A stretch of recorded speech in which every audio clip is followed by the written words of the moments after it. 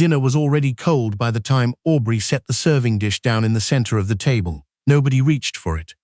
Quentin Aldridge, 44 years old, Chief Investment Officer of Aldridge Merit Capital, sat at the head of the table with his phone face up beside his wine glass.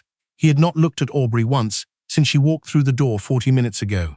He had, however, looked at his phone 11 times. She had counted. Aubrey Strand Aldridge, 37 years old, director of the Strand Community Endowment, had been married to Quentin for 9 years.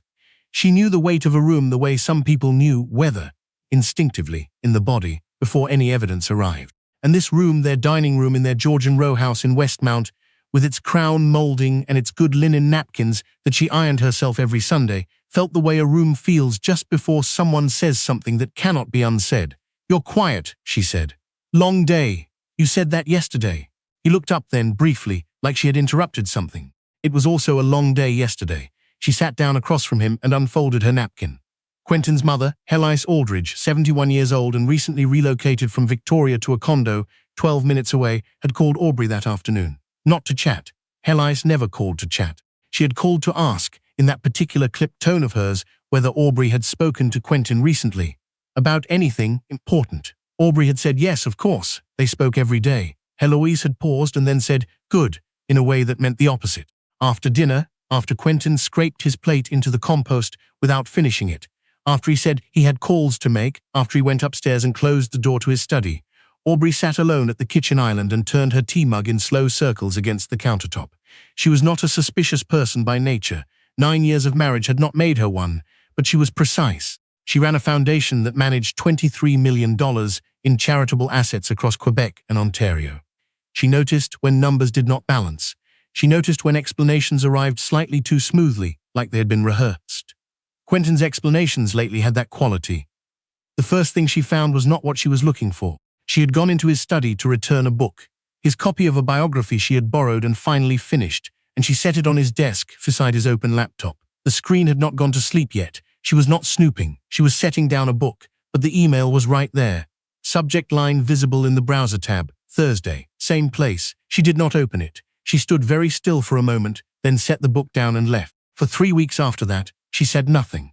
She watched instead. She was good at watching. She had spent the better part of her professional life in rooms full of wealthy, powerful people who assumed that quiet women were not paying attention. It was one of the most useful misunderstandings she had ever benefited from. She noticed that Quentin had started billing personal dinners through his corporate card. Restaurants she recognized. On evenings he had told her he was working late. She noticed that his assistant, a young man named Bastien, had stopped making eye contact with her when she stopped by the Aldridge Merit offices. She noticed that Quentin had changed the password on his home laptop, something he had never bothered to do in 9 years of marriage. She noticed, most of all, that Dorianne Crew had started attending the same charity functions Quentin attended.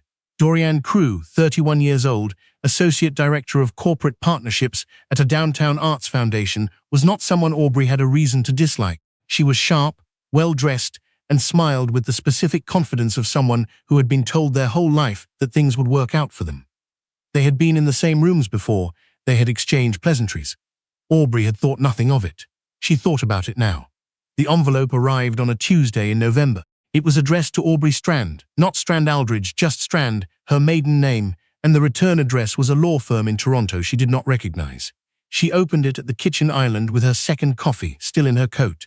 Inside was a letter from a firm called Thorne, Wycliffe and Associates, signed by a senior partner named Everard Thorne. The letter informed her that the estate of her maternal great-uncle, Clarence Obed Strand, had completed its final review process. As the sole surviving designated heir under the terms of a private trust established in 1987, she was being formally notified of her inheritance. She read the letter twice, then she read it a third time. Clarence Strand had died 14 months ago. She had attended the funeral in Halifax, a small service, maybe 30 people, mostly older men who had worked with him in the early days of his shipping business. Clarence had never married. He had no children. He had been a private particular man who drove the same car for 16 years and kept his own accounts in paper ledgers until well into the 2000s. She had always liked him. He used to send her birthday cards with a crisp $20 bill folded inside, well into her 30s, until the dementia made him forget. She had not known about the trust. She called the number on the letterhead. Everard Thorne answered himself, which surprised her. He explained in careful and measured language that Clarence had established the trust specifically to keep it out of the public record during his lifetime. The estate included a controlling interest in a holding company, Strand Maritime Holdings, which itself held significant equity stakes in 3 logistics firms, a cold storage company, and a property portfolio of commercial real estate in Nova Scotia and New Brunswick. "What is the estimated value?" Aubrey asked. There was a brief pause. The trust assets, as of last quarter's valuation, total approximately $1.4 billion. She set her coffee down.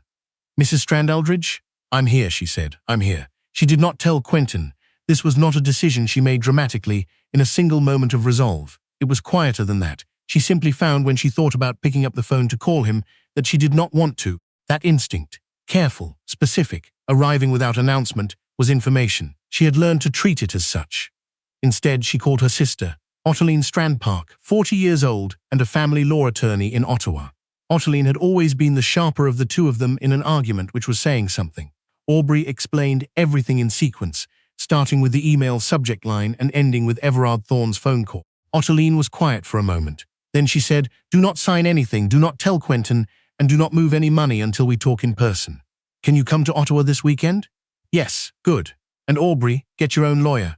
Not one who has ever done any work for Quentin or for Aldridge Merritt. Do you understand?"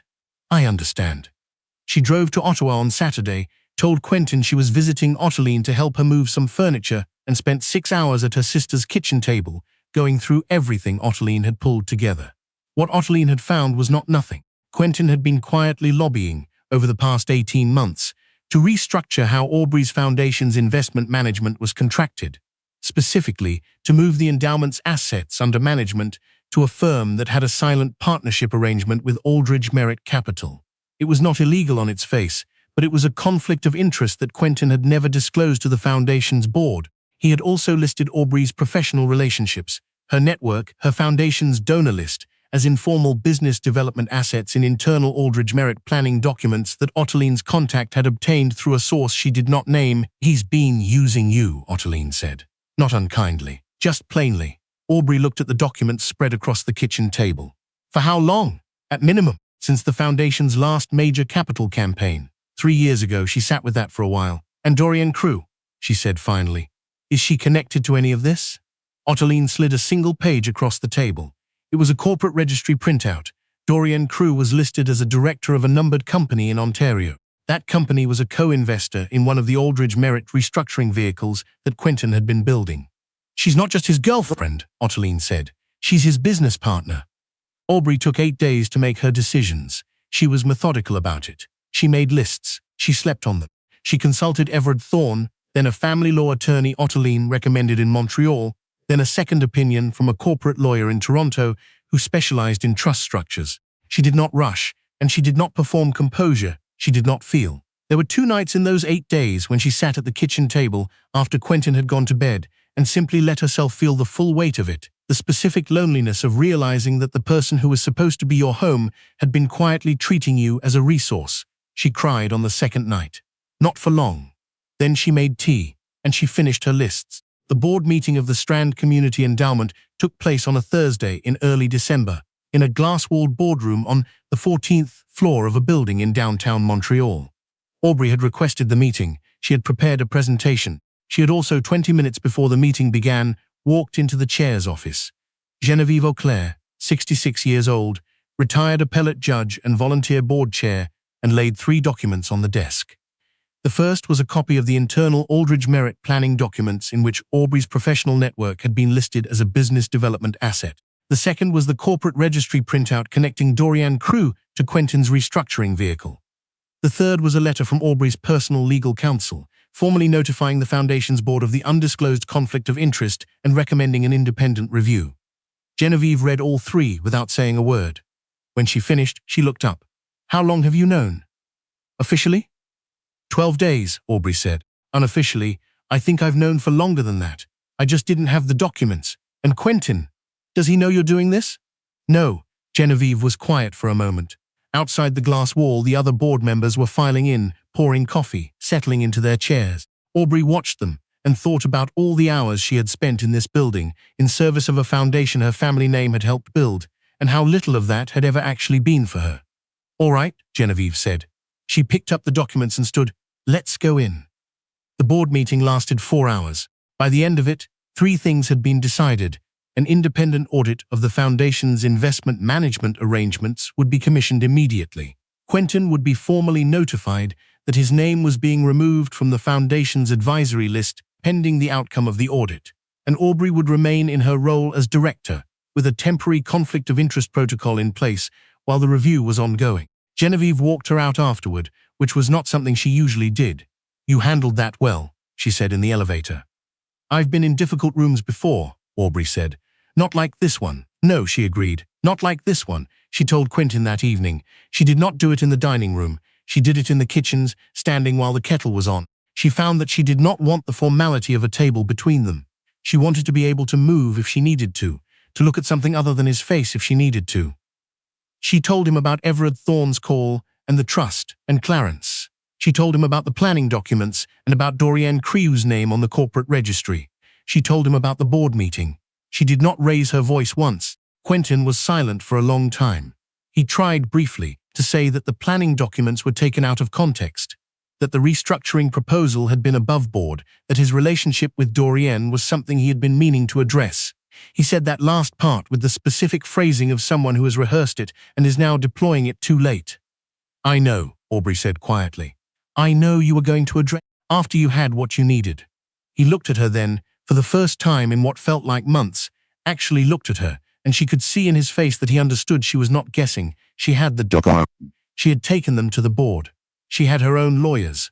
The kettle clicked off. "I'll be staying at Otterline's for the next few weeks," she said. "My lawyer will be in touch with yours about the formal separation process. The trust assets are in my name, under counsel's guidance. The Foundation review will proceed independently." She poured her tea. "I want you to know," she said, carrying the mug toward the hall, "that I did love you. I want to be clear about that. This is not about that." She paused at the doorway. "This is about the fact that you knew I loved you, and you made it into something you could use. That's the part I can't move past." She went upstairs. She packed a bag. She drove to Ottawa. The audit took 11 weeks.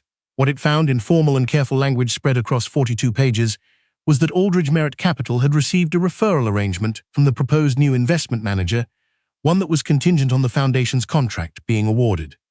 The arrangement had not been disclosed. The referral fee, had the contract gone through, would have been substantial. The audit also noted, in a footnote on page 38, that certain donor relationship data from the Foundation's internal files appeared to have been accessed from an external IP address that matched a device registered to Aldridge Merit's corporate network. This section was referred to the relevant regulatory bodies for further review. Aubrey read the audit report in Otterline's kitchen on a Sunday morning in March, with snow still on the ground outside and a proper pot of coffee between them. "That footnote," Otterline said, pointing. "I saw it. That's the part that's going to cost him." "I know." Otterline refilled her mug. "How are you doing?" "Not legally, actually." Aubrey considered the question. Outside, a cardinal landed on the fence post in the yard, startlingly red against the white. "I feel lighter than I expected to," she said. "That surprised me. I thought I would feel worse." "You've been carrying it for a while." "I think I have been," she said. "I just didn't know that's what it was." The Foundation's new investment management contract was awarded to a firm in Toronto with no connection to Aldridge Merit. The Foundation's endowment, under the new arrangement, outperformed its benchmark by 3.5 points in the first 2 quarters. Quentin resigned from Aldridge Merit Capital in April, ahead of what his legal team had apparently advised him would be a formal securities review. The announcement was brief and used the phrase, "to pursue other opportunities." Dorianne Crew's name appeared around the same time on a corporate dissolution filing for the numbered company in Ontario. Aubrey did not follow any of this closely. She heard about it the way you hear about things that used to be central and are now peripheral, in passing, without the old weight.